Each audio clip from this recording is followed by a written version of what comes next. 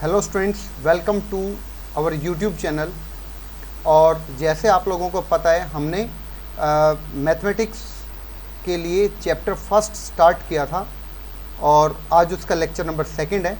तो chapter first जो हमारा basic of mathematics and logarithm है, इसमें हमने काफ़ी सारी बेसिक बातें हमारे पिछले लेक्चर में डिस्कस की थी, जैसे natural number, whole number, integer, prime number, coprime number, twin prime numbers, okay. और इसी के साथ हमने rational number, irrational number and real number, इन सब के बारे में हमने काफ़ी अच्छे से काफ़ी बेसिक पॉइंट्स हमने पढ़े थे। अगर किसी स्टूडेंट को 9th-10th क्लास के डाउट्स हैं तो वो भी अपने यहाँ से वो क्लियर करके और अपने आईआईटी की जर्नी को आगे बढ़ा सकता है, ओके। सो शुरू करते आज का हमारा सेकंड लेक्चर। तो कल हमने एक बेसिक पॉइंट डिस्कस किया था रैशनल और इरेशनल के ऊपर, ओके। सो यहाँ से आप देखिए, रैशनल में और इरेशनल में इन दोनों टॉपिकों पे मिलके काफ़ी अच्छा सा क्वेश्चन यहाँ पर क्रिएट होता है। तो वो क्वेश्चन आपकी स्क्रीन पे आप देख सकते हैं यहाँ से। तो इस क्वेश्चन में कहता है कि if A and B are rational numbers and यहाँ से आपको लिखा हुआ दे रखा है कि a plus B root two, A plus B root two is equal to 5 times root two minus 3 plus root 8, okay. ये आपको गिवन इंफॉर्मेशन है। सो आप यहाँ से क्या कर सकते हैं, देखिए a plus B root two is equal to, इसको आप अंदर मल्टीप्लाई करेंगे 5 को, तो 5 यहाँ से आपके पास आएगा, 1 सेकेंड, आपके पास आएगा यहाँ से 5 रूट टू माइनस 5 3 जा 15 प्लस इस रूट 8 को आप लिख सकते हैं 2 root 2, okay. So a plus B root two is equal to, देखिए 5 रूट 2 और 2 रूट 2, यहाँ से हो जाएगा 7 रूट 2, ओके। एंड उसके बाद माइनस 15 आपके पास यहाँ पे लिखा हुआ है। अब क्योंकि आपके पास a और b दोनों नंबर कैसे हैं, रैशनल हैं, और अगर a और b रैशनल नंबर हैं तो आप यहाँ से क्या कर सकते हैं, इन दोनों को कंपेयर कर सकते हैं, ठीक है। क्लियर हुई बात। यहाँ पे आप रीज़न में लिखेंगे, जो यहाँ पर आपको बात बताई गई है वो, कि a और b दोनों के दोनों रैशनल हैं, तो हम लेफ्ट साइड और राइट साइड से कंपेयर कर सकते हैं रैशनल पार्ट को और इरेशनल पार्ट को। तो रैशनल पार्ट आप a के बारे में कह सकते हैं कि a की वैल्यू यहाँ से आपके पास -15 आ जाएगी, और b जो कि रूट 2 का कोफिशिएंट है लेफ्ट साइड में, और राइट साइड में रूट 2 का कोफिशिएंट है, वो कितना हो जाएगा यहाँ से 7। तो आपके पास a की एंड b की वैल्यू यहाँ से आ गई, ओके। नाउ आपको यहाँ से फाइंड आउट करना है a square plus b square की वैल्यू को। सो a स्क्वायर, देखिए a की वैल्यू आपके पास है -15, तो -15 का स्क्वायर प्लस b की वैल्यू है यहाँ से 7, उसका स्क्वायर। सो -15 का स्क्वायर होता है 225, और 7 का स्क्वायर हो जाएगा यहाँ से 49, और इन दोनों को जब आप ऐड करेंगे तो यहाँ से आ जाएगा आपके पास 274, ओके। ये आपका यहाँ से इस क्वेश्चन का करेक्ट आंसर होगा। आई थिंक सभी स्टूडेंट्स को काफ़ी अच्छे से मेरी बात समझ में आ गई होगी, और ये वो क्वेश्चन था जो हमने पिछले लेक्चर पे डिपेंड होके किया है। जो हमने पिछले लेक्चर में जो थ्योरी के कॉन्सेप्ट पढ़े हैं उन पे ये डिपेंड है, रैशनल नंबर पे। काफ़ी अच्छा क्वेश्चन है, इंपॉर्टेंट क्वेश्चन है, तो इसको आप अपने बेस पे एक बार ट्राई करके ज़रूर देखें। और अब चलते हैं हमारे नेक्स्ट कॉन्सेप्ट पर, ठीक है। तो देखिए, अब हमारे पास है कुछ basic points.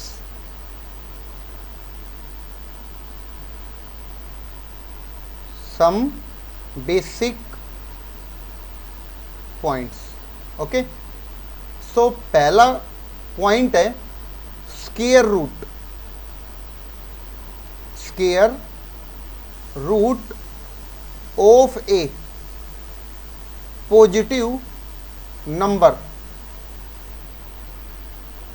Square root of a positive, यहाँ पर लिख सकते हैं real number, square root of a positive real number is always positive, is always positive. मतलब ये है कि अगर आप स्क्वायर रूट निकालना चाहते हैं और किसी भी पॉजिटिव नंबर का, यहाँ पर आपने कोई नंबर पॉजिटिव नंबर इसके स्क्वायर रूट के अंदर रखा है, तो इसका जो आउटपुट होगा वो भी हमेशा कैसा रहेगा, पॉजिटिव ही रहेगा। ठीक है, जैसे फॉर एग्जांपल अगर आपने स्क्वायर रूट निकाल दिया मान लो 4 का, या स्क्वायर रूट आपको निकालना है 9 का या फिर 16 का, तो आप 4 क्योंकि एक पॉजिटिव नंबर है तो इसका स्क्वायर रूट कितना समझेंगे यहाँ से 2, और वो भी कैसा, प्लस का 2। ठीक है, उसके बाद यहाँ से 9 का जो स्क्वायर रूट है वो कितना आ जाएगा यहाँ पर 3, 16 का जो स्क्वायर रूट है वो कितना आ जाएगा 4, और वो भी प्लस का। ठीक है, जनरली 10th क्लास में कुछ स्टूडेंट ऐसे सोचते हैं कि जैसे अगर हमें 4 का रूट निकालना है तो उसकी वैल्यू +-2 आएगी, जो कि यहाँ पर ये गलत है। ओके, दिस इज रॉन्ग, ये गलत है।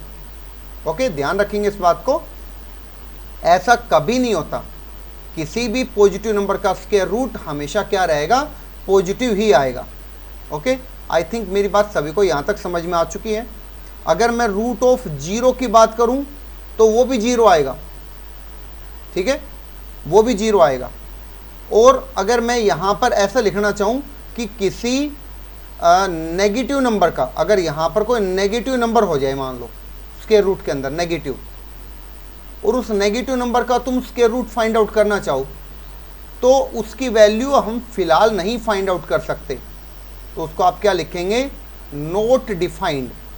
ठीक है, आप आगे एक चैप्टर पढ़ेंगे कॉम्प्लेक्स नंबर, उसके बेस पे आप लिख सकते हैं, लेकिन कोई रियल नंबर नहीं बता सकते आप। उसके बेस पे आप कोई इमेजिनरी नंबर यहाँ पर बता सकते हैं, वो क्या होगा वो हम आगे जाके पढ़ेंगे। लेकिन जो हमारा ये बेसिक है यहाँ पर, उसके अकॉर्डिंग हम कह सकते हैं कि किसी नेगेटिव नंबर का स्क्वायर रूट डिफाइंड नहीं होता है। ओके, और यहाँ पर आप ऐसे समझिए एक बात को कि अगर आपके पास लिखा हुआ है रूट के अंदर x², तो 10th क्लास तक सब इसको क्या लिखते हैं, जनरली x लिखते हैं, जो कि एक गलत पॉइंट है यहाँ से। ठीक है, इसका जो करेक्ट पॉइंट है यहाँ पर, ये तो गलत है, उसका जो करेक्ट पॉइंट है वो क्या होगा, रूट ऑफ, अगर आपके पास लिखा हुआ है x² तो उसकी वैल्यू x ना लेके आप सिंपल क्या लिखेंगे यहाँ से, मोड x। ओके, इस बात को भी आप अच्छे से यहाँ पर याद रखेंगे, काफ़ी इंपॉर्टेंट पॉइंट है ये। तो अगर मैं यहाँ पर बोलना चाहूँ कि 7 क्या है आपके पास, 7, ठीक है, इसी बेस पे 7 क्या है, तो आप कह सकते हैं इट इज़ √49, और √49 को आप लिख सकते हैं रूट ऑफ 7 का स्क्वायर भी लिख सकते हैं, और इसी को आप यहाँ से -7 का स्क्वायर भी लिख सकते हैं।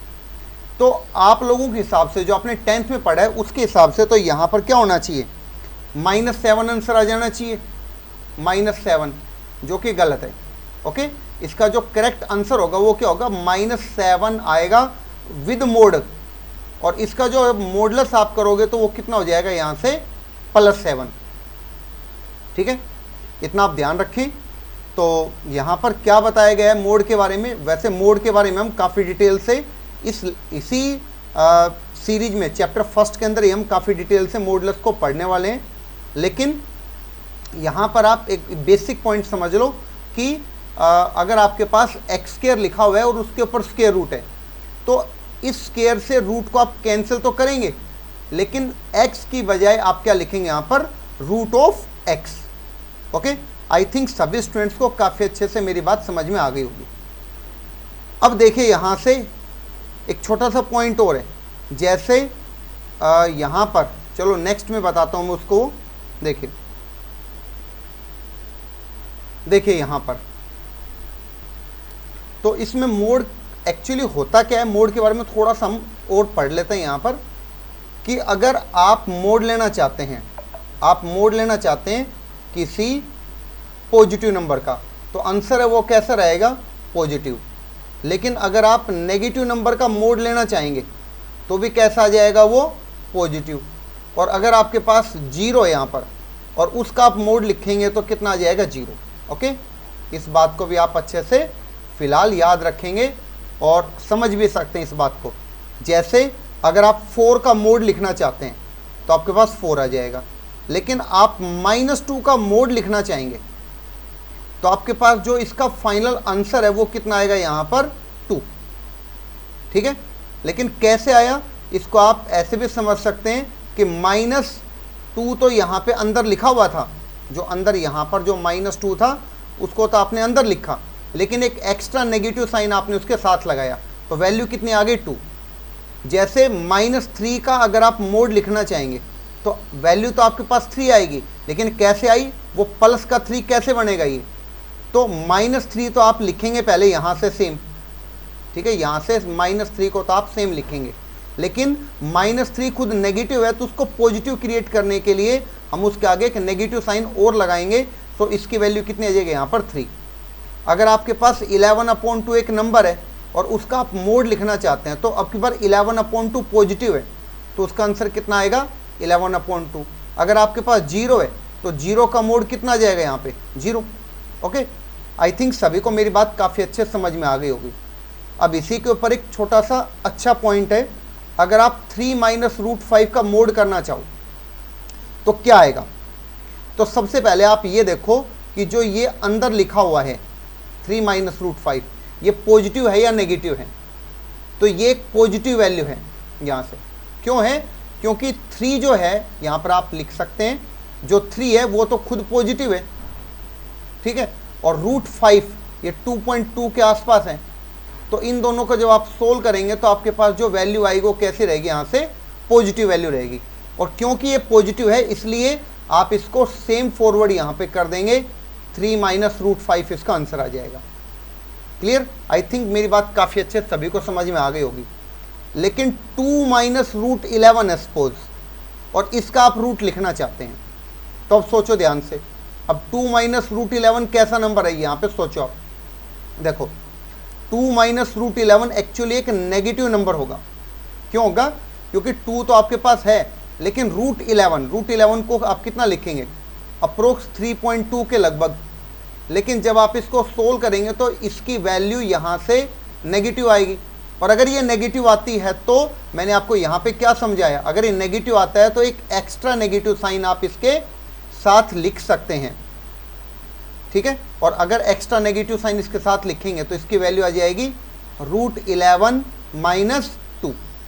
ओके, आई थिंक सभी को काफ़ी अच्छे से मेरी बात समझ में आ गई होगी। अब चलते हैं नेक्स्ट, एक और छोटा सा एग्जांपल लिखता हूँ। 1 - √6 प्लस √3 माइनस √11। ओके, और इसका हम लिखना चाहते हैं यहाँ पर मोड। इसका मोड कितना होगा, तो अगेन जो मोड के अंदर लिखी हुई वैल्यू, इस वैल्यू को हम देखते हैं ये पॉजिटिव है या फिर नेगेटिव है। तो इस वैल्यू को आप काफ़ी ध्यान से देखेंगे तो आप समझ जाएंगे कि ये वैल्यू डेफिनेटली कैसी है, नेगेटिव। क्यों, क्योंकि देखिए आप यहाँ पे 1 है आपके पास और √3 है। ठीक है, और एक है -√6 और -√11 है। तो आपको यहाँ से क्लियरली दिख रहा है कि नेगेटिव नंबर एक बड़ा नंबर है और पॉजिटिव एक छोटा नंबर है। तो यहाँ से ओवरऑल सोल्व होके कैसा बनेगा, एक नेगेटिव वैल्यू यहाँ पे क्रिएट होगी। ठीक है, और जैसे नेगेटिव क्रिएट होगा तो इसके आंसर के लिए आप इसमें एक एक्स्ट्रा नेगेटिव साइन इसके आगे लगा सकते हैं। 1 - √6 प्लस √3 माइनस √11, और इसकी फाइनल वैल्यू यहाँ से आ जाएगी -1 plus √6 minus √3 plus √11। Okay, I think सभी स्टूडेंट्स को काफ़ी अच्छे से मेरी बात समझ में आ गई होगी। ओके, अब देखते हैं यहाँ पर मोड के अंदर ही कुछ और बातें देखते हैं हम। यहाँ से काफ़ी सारे स्टूडेंट्स के माइंड में एक और गलत बात चलती है, वो भी मैं यहाँ पे क्लियर कर देता हूँ। देखिए √4 है, उसकी वैल्यू वो ये सोचते हैं कि +-2 आएगी। अभी थोड़ी देर पहले मैंने डिस्कस किया था, इसको मैं डिटेल से थोड़ा और बता देता हूँ। तो एक्चुअली ये जो बात वो सोचते हैं, दिस इज़ रॉन्ग। तो करेक्ट क्या है, करेक्ट है यहाँ से कि √4 की वैल्यू +2 आएगी, सिर्फ √4 की वैल्यू 2 होगी, और यही सिर्फ यहाँ से करेक्ट है। ओके, इस बात को ध्यान रखें। अब ऐसा क्यों होता है देखो, एक्चुअली आपके पास दो क्वेश्चन है, मैं दो क्वेश्चन यहाँ पे लिखता हूँ। पहला क्वेश्चन लिखता हूँ कि X square is equal to 4, और दूसरा जो क्वेश्चन है वो लिखता हूँ मैं यहाँ पे x is equal to root 4। ठीक है, सबसे पहला पॉइंट ये है यहाँ से कि x इज इक्वल टू अगर रूट 4 है तो इसका तो आंसर क्या रहेगा, x इज इक्वल टू 2, क्योंकि 4 की वैल्यू यहाँ से कितनी आएगी, सिर्फ 2 प्लस 2 आएगी। यहाँ से हम इस बात को समझ चुके हैं। और अगर x के इज इक्वल टू 4 की बात की जाए तो फिर इसको आप कैसे लिख सकते हैं, X square minus 4 is equal to 0, X square minus 2 का square is equal to 0, x minus 2, x plus 2 is equal to 0, और यहाँ से एक बार x माइनस 2 को 0 के इक्वल और x प्लस 2 को 0 के इक्वल पुट करेंगे तो x की वैल्यू 2 आएगी और माइनस 2 आएगी। तो आपके पास यहाँ से x की दो वैल्यूज आ गई। ठीक है, इसी को सोल्व करने का दूसरा मेथड है इसका कि आप डायरेक्ट ऐसे लिख सकते हैं X square is equal to, अगर 4 है तो x is equal to plus minus root 4। यहाँ से आप प्लस माइनस लगाएंगे। ओके, अगर रूट 4 है तो आप प्लस माइनस 2 नहीं लिखेंगे। ठीक है, अगर आपने यहाँ से दोनों तरफ स्क्वायर रूट ले लिया, इस लाइन में आपने दोनों तरफ स्क्वायर रूट ले लिया, तो अब आप इसको कैसे लिख सकते हैं, प्लस माइनस रूट 4 लिख सकते हैं, और x is equal to plus minus 2 आ जाएगा। तो ये दोनों यहाँ पर क्या है, सेम है। ओके, ये दोनों यहाँ से सेम है। क्लियर होगी बात। अच्छा, यहाँ पर काफ़ी सिंपल सा पॉइंट है, इसमें किसी को कोई दिक्कत नहीं आनी चाहिए। अगर कोई यहाँ पर ये सोचता है कि दोनों तरफ स्क्वायर रूट लिया तो यहाँ पर एक्स स्क्वायर पे अगर हम रूट लगाते हैं, एक्स स्क्वायर के ऊपर अगर हम रूट लेते हैं तो उसको हम x की बजाय मोड x लिखेंगे, तो आप यहाँ से बिल्कुल इसको मोड x लिख सकते हैं। ठीक है, और जैसे आप इसको मोड x करेंगे तो आप इसको सिंप्लीफाई करेंगे तो आपके पास सेम वैल्यू यहाँ से जनरेट होगी। ओके, तब आप मोड 4 इसको नहीं लिखेंगे। ठीक है, जैसे मैं यहाँ से फिर से बता देता हूँ, अगर कोई स्टूडेंट ऐसे सोचता है कि आपके पास x के इज इक्वल टू 4 था, आपने दोनों तरफ स्क्वायर रूट ले लिया। ठीक है, तो स्क्वायर रूट लेने से यहाँ से प्लस माइनस एक्चुअली नहीं आया, यहाँ से क्या हुआ, इसको आप, इसका एक्चुअल मेथड ही है, इसको आप ऐसे लिखेंगे यहाँ पे mod x is equal to 2, और मोड x अगर 2 है तो x की जगह पे आप क्या क्या पुट करेंगे कि इसका आंसर 2 आए। तो x की जगह पे आप या तो 2 पुट करेंगे या फिर माइनस 2 पुट करेंगे, क्योंकि जब 2 पुट करोगे या माइनस 2 पुट करोगे तभी तो इसका मोड 2 बनेगा। या फिर आप इसको आप ऐसे समझ लेंगे, x is equal to mod को अगर आप हटाते हैं यहाँ से तो प्लस माइनस इसके आगे 2, और फिर आप ये देख सकते हैं इसका आंसर यहाँ से ऐसे आ जाता है। आई थिंक सभी स्टूडेंट्स को काफ़ी अच्छे से ये मेरी बात समझ में आ गई होगी यहाँ तक। ठीक है, क्लियर। अब चलते हैं नेक्स्ट पॉइंट पर। तो नेक्स्ट पॉइंट क्या है, देखिए यहाँ से नेक्स्ट पॉइंट है सेकंड पॉइंट। ठीक है, एक मिनट में चेक कर लेता हूँ। अभी हमारा फर्स्ट पॉइंट था square root of a positive real number is always positive. Second जो पॉइंट है उसको आप क्या लिखेंगे, डिवीजन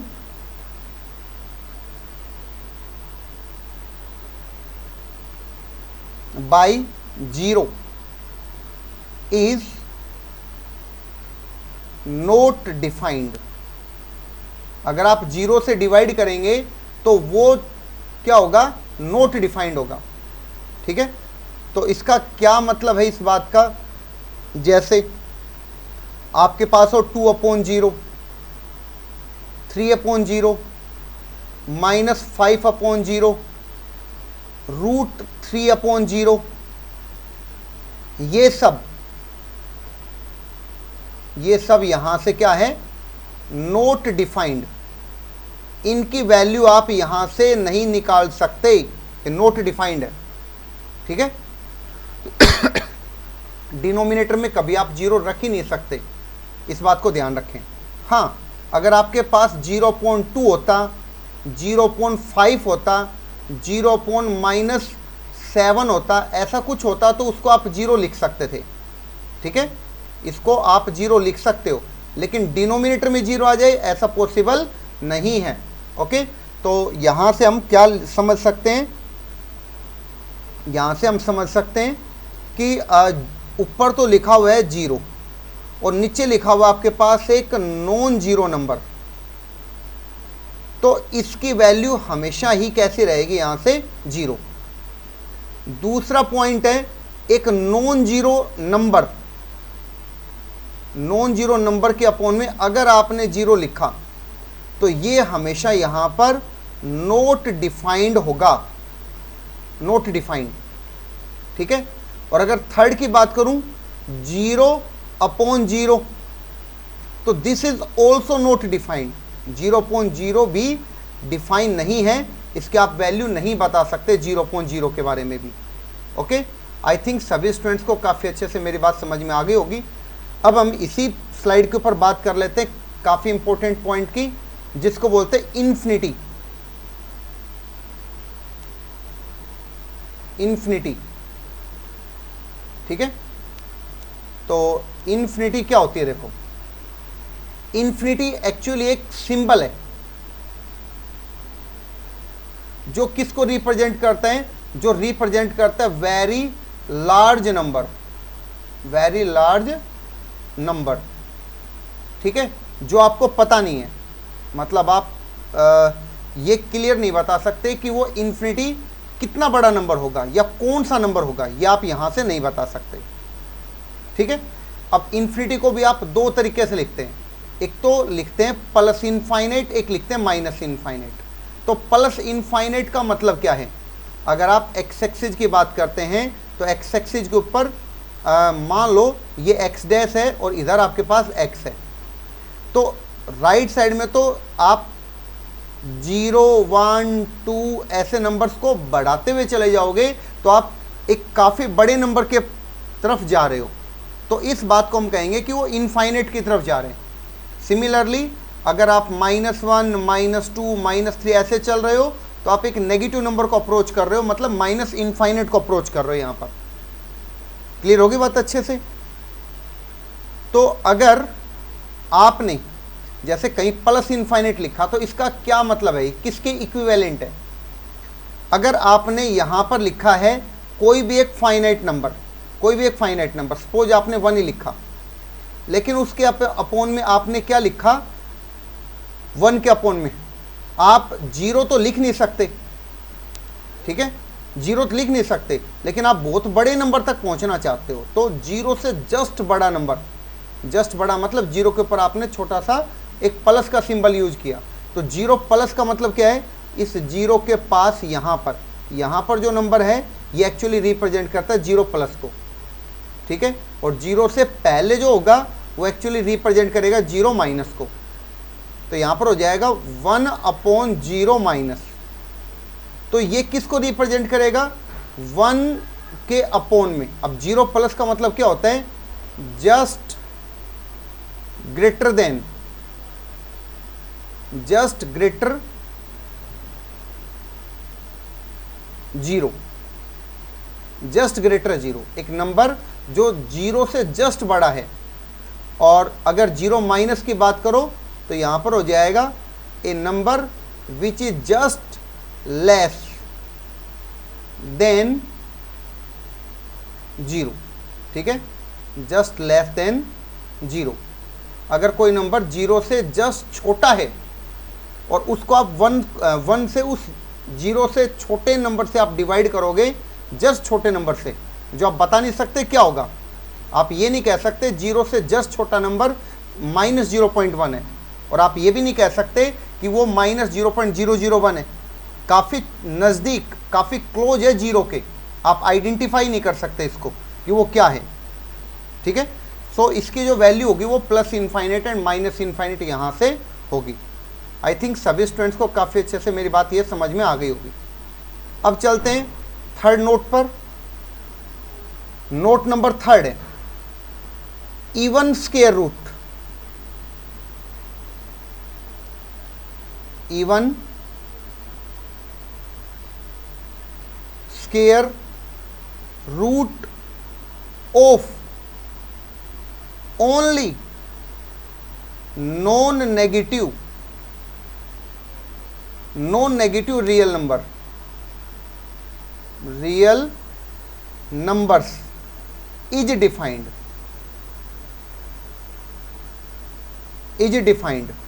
ठीक है, आगे इसी में लिख लेते हैं, फिर मैं एक्सप्लेन कर दूंगा। Odd square root of every real number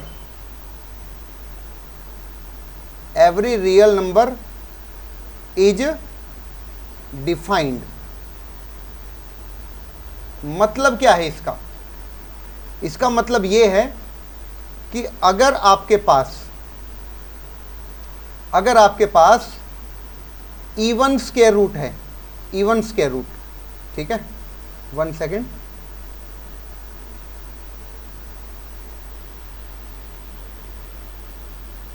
अगर आपके पास इवन स्क्वायर रूट है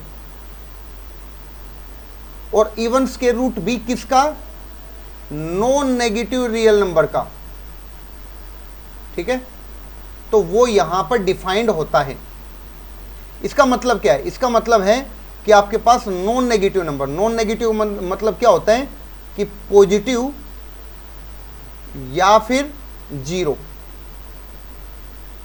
पॉजिटिव या फिर जीरो, और उसका आप क्या लेते हैं? Even square root. Even square root का मतलब उसकी पावर 1/2 या फिर किसी non negative real number positive या फिर जीरो की पावर 1/4 करते हैं, या इसी को आगे प्रोसीड करते चले जाएंगे, पावर 1/2, 1/8, 1/6, ठीक है, 1/4, 1/6, 1/8, ऐसे चल रहे हो, तो ये डिफाइंड है।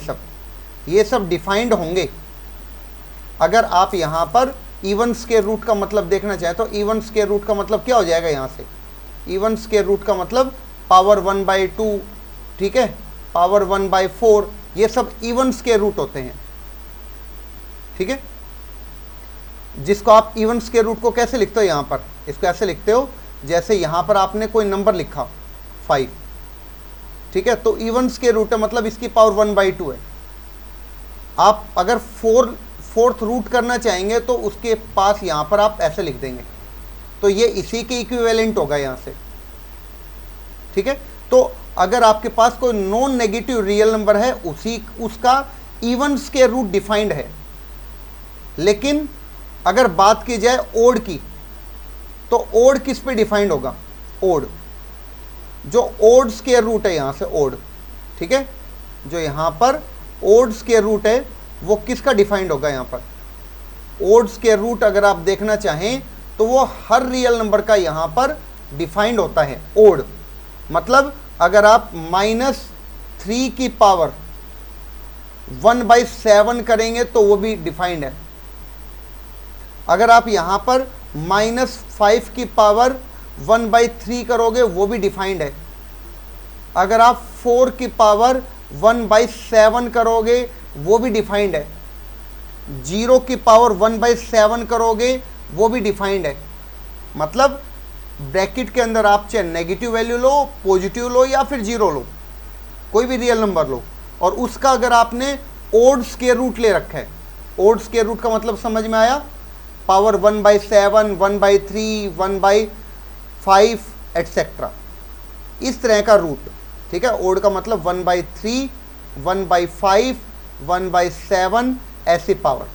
ठीक है, ऐसी पावर, ये सब पावर हो यहाँ पर। ठीक है, ये सब पावर हो तो वो होता है ओड स्क्वायर रूट। ठीक है, और ये डिफाइंड होता है। आई थिंक सभी स्टूडेंट्स को काफ़ी अच्छे से मेरी बात समझ में आ गई होगी। ठीक है, सो अब चलते हैं नेक्स्ट पर। देखिए नेक्स्ट में आता है आपके पास, तो पॉइंट नंबर हमारे पास आएगा 4th। ठीक है, मैं 1 मिनट कलर चेंज कर लेता हूं इसका।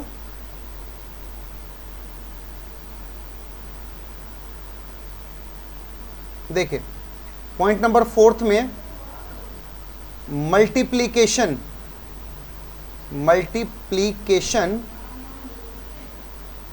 डिवीजन, और इसी को आप बोलते हैं कैंसिलेशन। ठीक है, आप कैंसिल करना चाहते हैं, कैंसिलेशन। ठीक है, इज ओनली वैलिड फॉर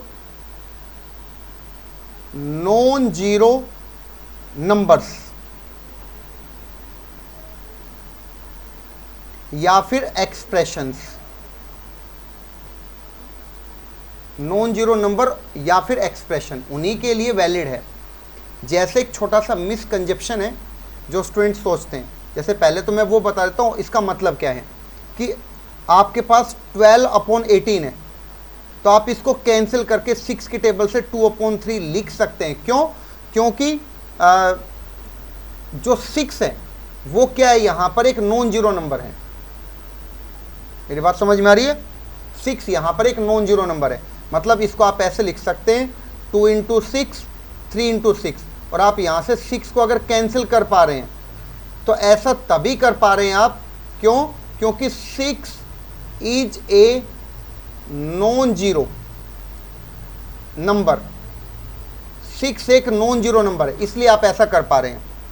अब इसका यूज क्या है? काफ़ी सारे स्टूडेंट सोचेंगे ये बात तो हमें पता है, तो अगर ये बात पता है तो फिर ऐसी गलतियां भी स्टूडेंट 10th क्लास तक करते हैं कि अगर x के इक्वल टू 4x है तो वैसा सोचते हैं कि यहाँ पर हम क्या कर दें, यहाँ पर इसके अंदर हम क्या कर सकते हैं, वो सोचते हैं कि यहाँ पर एक x जो है इसको हम यहाँ पर कैंसिल कर देते हैं और x इक्वल टू 4 आ जाएगा। तो ये इसका एक रोंग मेथड है, रोंग है, क्योंकि आप यहाँ पर बता ही नहीं पा रहे हो कि x है वो क्या है, मतलब वो जीरो है या नॉन जीरो है, या बता ही नहीं पा रहे हो। तो इसका करेक्ट अप्रोच क्या है फिर?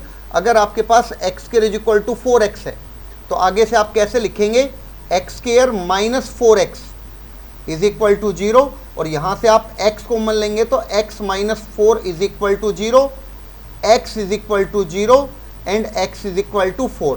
तो इसके यहाँ से 2 आंसर होंगे। ओके, दिस इज करेक्ट, यहाँ पर ये करेक्ट है। ठीक है, ये जो इनकरेक्ट है ये आप कभी नहीं करेंगे आगे से। ठीक है, इस बात को ध्यान रखेंगे। क्लियर होगी बात? तो ध्यान रखें इस बात को। और एक पॉइंट और यहाँ पर कि अगर हम दोनों तरफ स्क्वायर करते हैं, इस बात को आप अपने नोट में लिख लेंगे यहाँ से। ठीक है, मैं यहाँ पर बोल देता हूँ, आप अपने नोट्स में इसको लिखेंगे जरूर कि अगर आप स्क्वायर करते हैं, if we square on both sides then sometimes we get extra roots.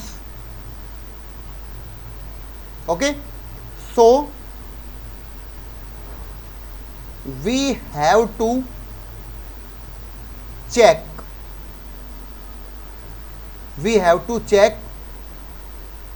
these values of roots,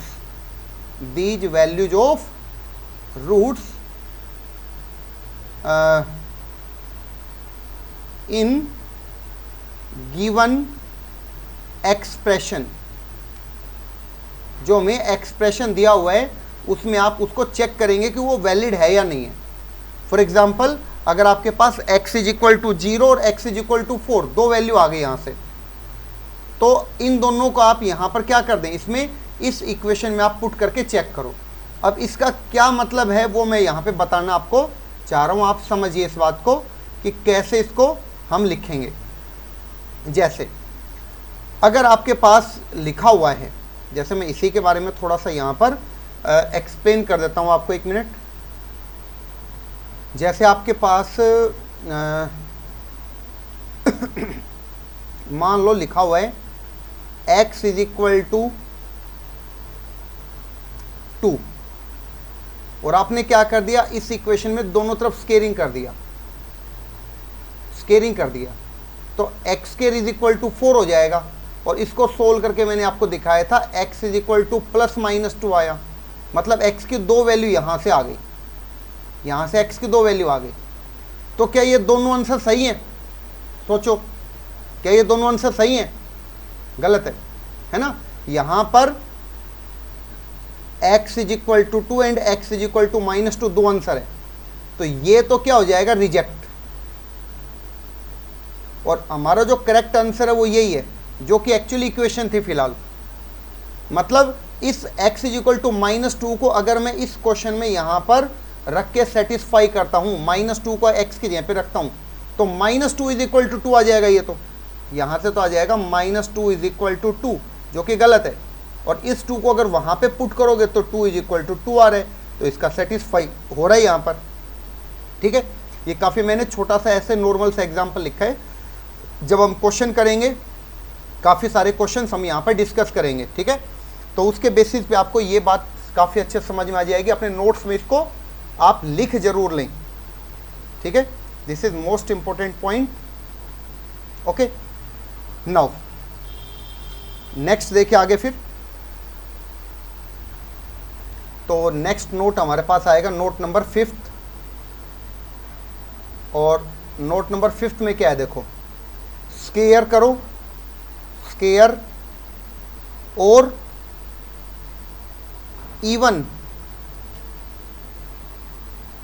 even power of any number और एक्सप्रेशन is always positive और जीरो। इसका मतलब क्या है इस बात का? इस बात का मतलब है that is non negative, non negative.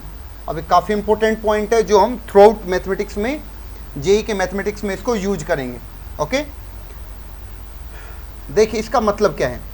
पहले तो इसका मतलब हो गया, जैसे मैंने कोई नंबर लिखा 4 और उसका मैं स्केयर करना चाहूँ या इवन पावर आप कुछ भी करना चाहो, आपके पास लिख दिया -3, उसका आप स्केयर करना चाहो या कोई इवन पावर करना चाहो, जैसे -3 के पावर 4 कर दिया आपने, इवन पावर की बोल रहा हूँ मैं, ठीक है, आप इवन पावर लिखते हैं, ठीक है, या फिर 0 का स्केयर करते हैं, तो इन सभी का जो रिजल्ट है वो आपके पास क्या आना चाहिए?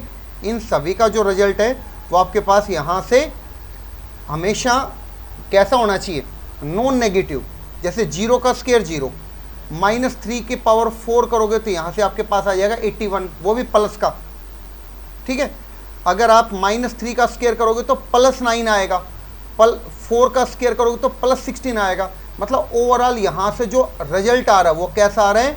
Non negative, non negative value आ रही है यहाँ से, ठीक है।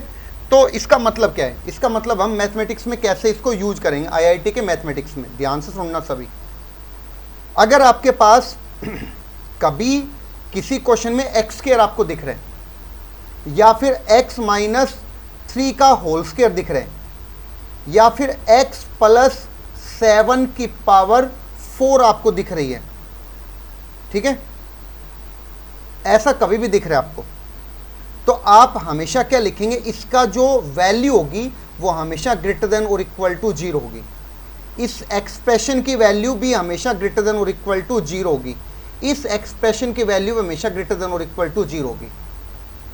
ऑल्सो अगर मैं यहाँ पर लिखता हूँ, मान लो 2 + 3x - 1 की पावर 8, इसकी वैल्यू क्या होगी? तो इसकी वैल्यू होगी यहाँ से ग्रेटर देन और इक्वल टू 2 तो है, लेकिन इसकी वैल्यू आगे 0 है, तो मतलब इसकी वैल्यू हो जाएगी ग्रेटर देन और इक्वल टू 2। इस एक्सप्रेशन की वैल्यू हो जाएगी ग्रेटर देन और इक्वल टू 2। काफ़ी इंपॉर्टेंट है, इस बात को आप अपने नोट्स के अंदर ज़रूर लिखें, ठीक है, और ज़्यादा से ज़्यादा इस वीडियो को ज़रूर शेयर करें ताकि हर उस स्टूडेंट तक ये वीडियो पहुंच जाए जिसको इसकी ज़रूरत है। ठीक है, किसी भी स्टूडेंट के चाहे 10th में कितने भी बेसिक पॉइंट्स वीक रह गए होंगे, अगर स्टार्टिंग से इन सभी लेक्चर्स को वो फॉलो करते हैं तो सारे डाउट्स यहाँ से क्लियर किए जा सकते हैं।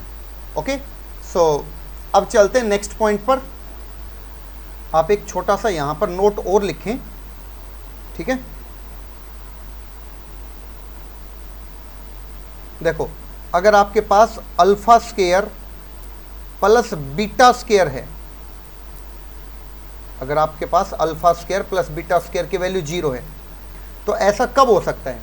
सोचो, क्योंकि मैंने अभी आपको बताया कि एक्स स्क्वायर हमेशा ग्रेटर देन और इक्वल टू 0 होगा। तो अगर आपके पास अल्फा स्क्वायर है प्लस बीटा का होल स्क्वायर है, तो ऐसा तो तभी हो सकता है,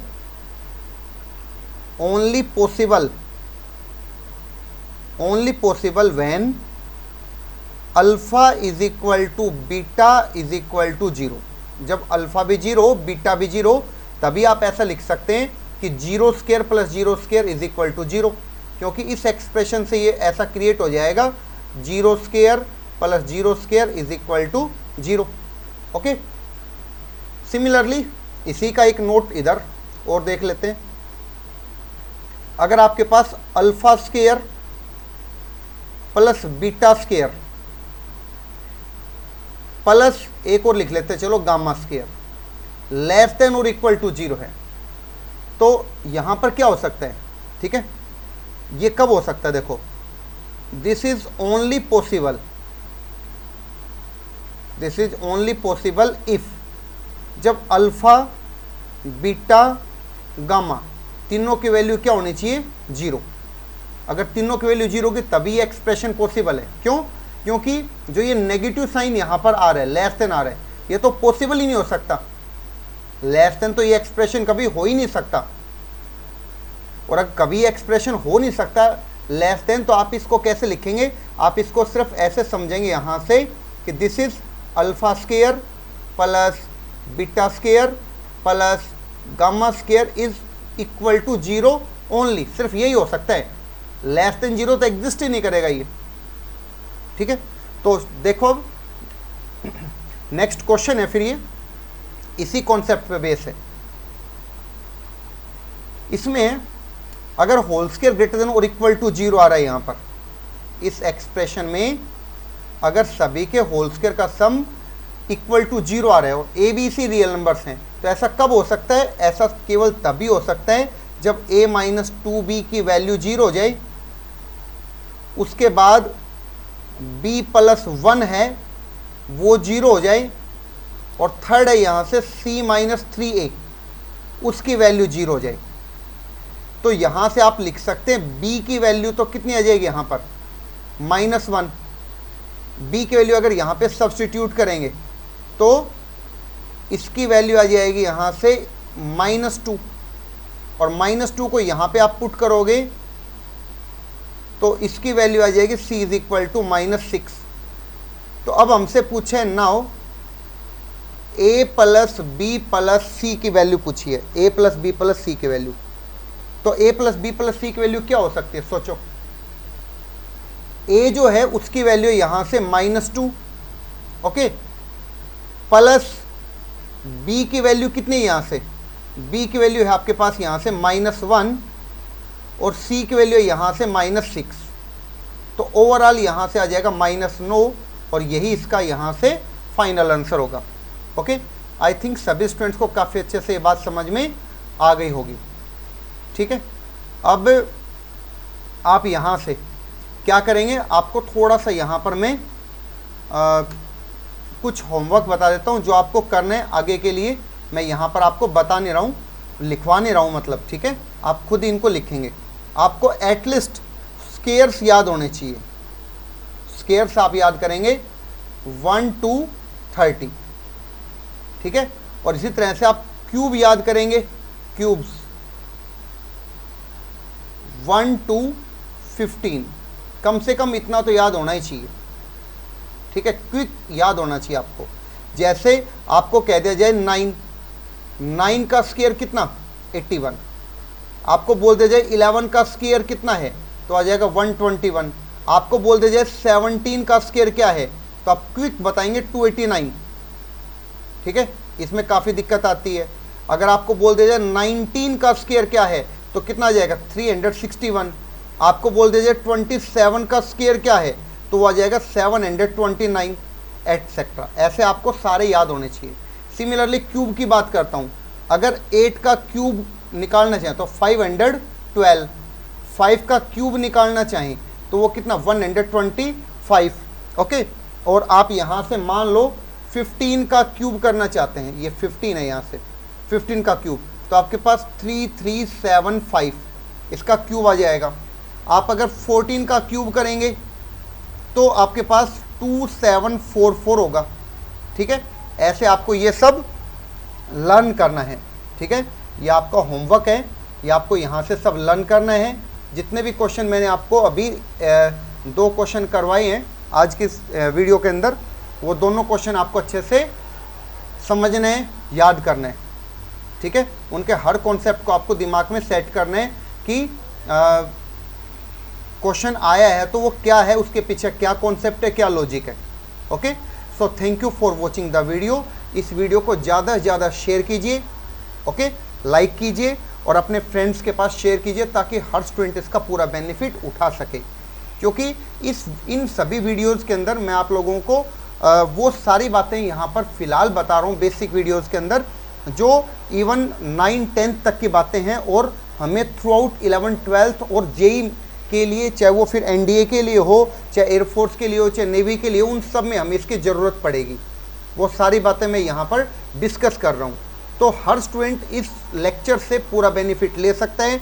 कोई भी स्टूडेंट ऐसा नहीं हो सकता जो ये सोचे कि मेरा तो 10th कमज़ोर रह गई, 10th क्लास मेरी 9th क्लास कमज़ोर रह गई तो मैं जेई की तैयारी नहीं कर सकता। ऐसा कोई भी स्टूडेंट नहीं हो सकता। अगर इन लेक्चर्स को प्रॉपर फॉलो कर रहा है तो अपने खुद के नोट्स आप ज़रूर बनाइए।